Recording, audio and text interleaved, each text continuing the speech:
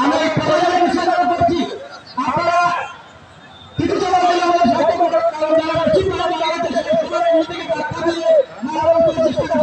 আপনারা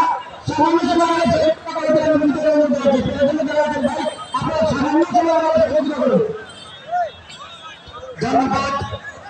সুপ্রিয় দর্শক শ্রোতা মন্ডলী, আমরা লক্ষ্য করছি barrister Shahidul Suman football academy বরং প্রপাতি ক্রীড়া চক্র রত্নাচা বাগান উভয় দলের এই খেলোয়াড়বৃন্দ মাঠে অবস্থান করছে।